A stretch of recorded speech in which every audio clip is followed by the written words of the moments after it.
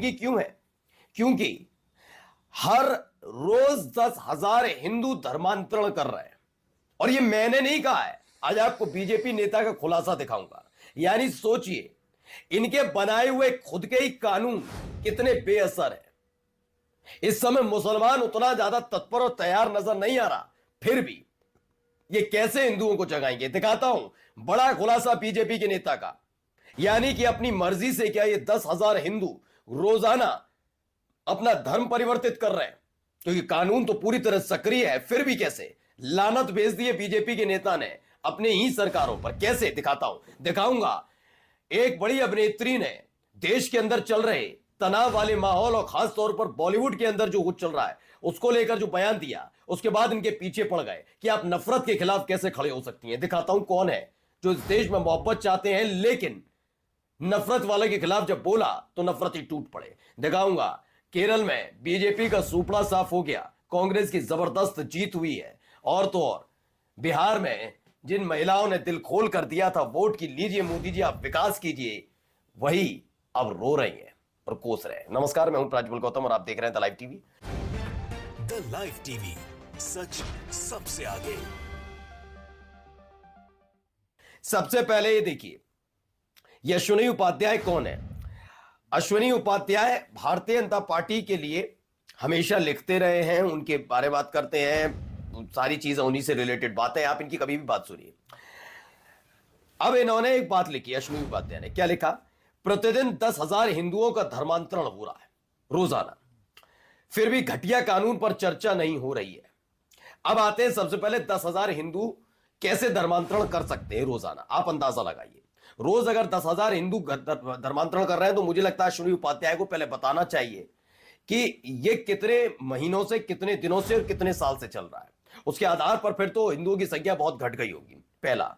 दूसरा, इस दौर में जब खुद हिंदुओं को जगाने वाली पार्टी सत्ता में है तो आखिरकार ये हिंदू जाग क्यों नहीं रहे, और क्या वाकई जाग गए इसलिए अपना धर्म छोड़ रहे हैं?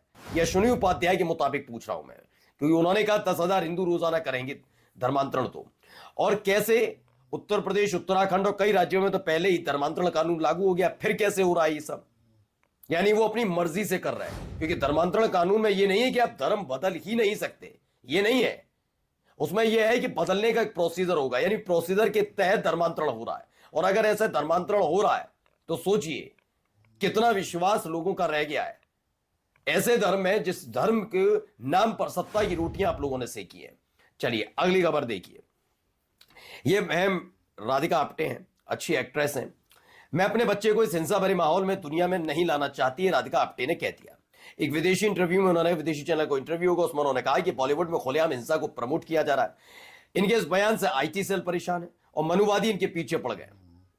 मतलब मानकर चलिए उनका भी क्या कहना है, ये सारे लोगों का, कि आप हिंसा को प्रमोट करिए। आप कैसे कह सकते हैं हिंसा नहीं है? हम तो हिंसा चाहेंगे, हम तो करेंगे। अच्छा, इस पूरे शब्दावली में उन्होंने कह दिया हिंसा भरे माहौल में नहीं लाने चाहिए। आप ये सवाल पूछ सकते हैं हिंसा भरा माहौल क्या, बताइए कैसे, लेकिन वो सवाल नहीं, उनके पीछे पड़ गए कि हिंसा भरा माहौल मत कहिए, इसे अच्छा माहौल कहिए। जबरदस्ती कह दे कोई व्यक्ति, कोई देख रहा है, कुछ दिख रहा है, जहां जहां हालात बिगड़ रहे हैं, क्यों नहीं कहा जाएगा? अब आइए, एमओ की खबर है, Congress giving it back to the haters in Kerala local polls. Corporation का चुनाव कांग्रेस लीड कर रही है, म्युनिसिपैलिटीज में भी कांग्रेस ने लीड किया, वहीं पर है, एक साथ हुए थे ना सबके डिस्ट्रिक्ट, वहां पर भी कांग्रेस का डिस्ट्रिक्ट पंचायत यानी जिला पंचायत में, ब्लॉक पंचायत में कांग्रेस ने, ग्राम पंचायत में, यहां पर कांग्रेस ने जबरदस्त तरीके से एलडीएफ यानी कि जो लेफ्ट का गठबंधन है उसे तो धूल चटाई, बीजेपी के भी होश उड़ा दिए। देखिए यहां पर है 941 सीटें ग्राम पंचायत की हैं, उनमें से 353 पर यूडीएफ, कांग्रेस नेतृत्व वाला यूडीएफ बढ़त में, 353 सीटों पर बढ़त। ब्लॉक पंचायत में 152 सीटें हैं, 71 सीटों पर बढ़त। वहां देखिए 30 पर एनडीए थी, यहां पर 1। अब आइए, जिला पंचायत की 14 सीटें हैं, जिसमें से 7 पर यूडीएफ, 6 पर एलडीएफ, 50 सीटें हैं म्युनिसिपैलिटी की, 87 सीटें हैं, उस पर 50 पर कांग्रेस नेतृत्व वाला यूडीएफ आगे। कॉर्पोरेशन की 4 सीटों पर मतलब जीत पक्की है, 4 सीटें हैं यूडीएफ के खाते में, कांग्रेस के खाते में 1 सीट जा रही है, वो भी तिरुवनंतपुरम वाली, जहां से शशि थरूर आते हैं, वो बीजेपी के खाते में जा रही है, झोली में जा रही है। अंदाजा लगाइए वहां खेल क्या हो रहा है।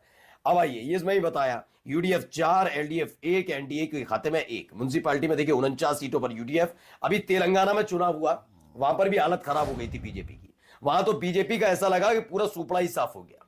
जी हां, हालत खराब हो गई, पूछने वाला कोई नहीं। लेकिन आप ये कह दीजिए भैया होता है, सत्ताधारी दल है, तेलंगाना में कांग्रेस सरकार है इसलिए हो गया, कहते कह लीजिए। केरल में तो ऐसा नहीं है। हालत देख लीजिए। यूडीएफ ग्राम पंचायत की 17,337 सीटों पर चुनाव हुआ, 396 पर बढ़त बनाई। इसके बाद आप देखिए म्युनिसिपैलिटी कॉर्पोरेशन, इन सब जगह बढ़त आप ज्यादातर कांग्रेस की देखेंगे। कांग्रेस ने एक अच्छा वहां पर किया। दरअसल इससे पहले आपको याद होगा केरल से ही राहुल गांधी सांसद थे और उसके बाद प्रियंका गांधी। लेकिन प्रियंका गांधी के बाद अगर किसी का नाम लिया जाता है वहां पर, तो नाम लिया जाता है शशि थरूर का, तिरुवनंतपुरम सीट से। अब तिरुवनंतपुरम वाली सीट पर बीजेपी काबिज हो रही है। आप अंदाजा लगाइए, मैं कह रहा हूं जीत भी ना पाए लेकिन बढ़त बनाई उसने। इसका मतलब सबसे पहले शशि थरूर वाले मसले पर भी सोचना चाहिए। क्या शशि थरूर ने इस चुनाव में कोई मेहनत की, या बहुत कठिन शब्द बोलकर सिर्फ एक सांसद के तौर पर अपने आप को स्थापित किया है? आप पार्टी के लिए क्या कर रहे हैं, यह मसला बड़ा है, इसके बारे में पूछना चाहिए। खैर, अब आइए, ये जीविका दीदी वाला 2 लेटर वायरल हुए। खबर क्या है इसमें?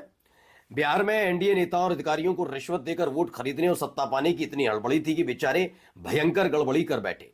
बेचैनी और असुरक्षा इतनी ज्यादा थी कि महिलाओं के बजाय 10,000 रुपए पुरुषों के खाते में भेज दिए।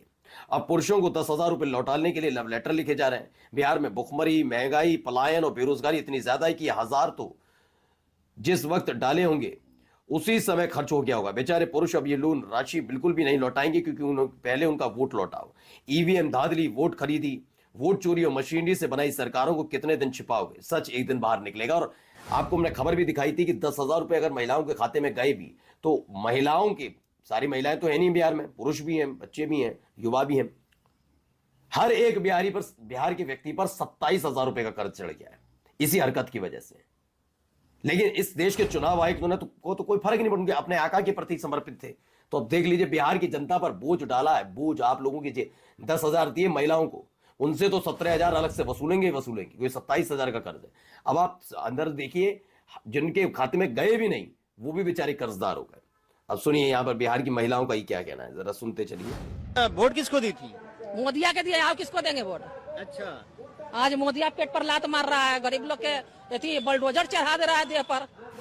तो वोट किसको दी? मोदी को। और किसको देंगे? और उनके घर पर बुलडोजर चल गया, ऐसे नाराज बताई जा रही गुस्सा। तो आप देखिए, फर्रुखाबाद में 3,22,000 और कन्नौज में 2,86,000 मतदाता सूची से होंगे बाहर।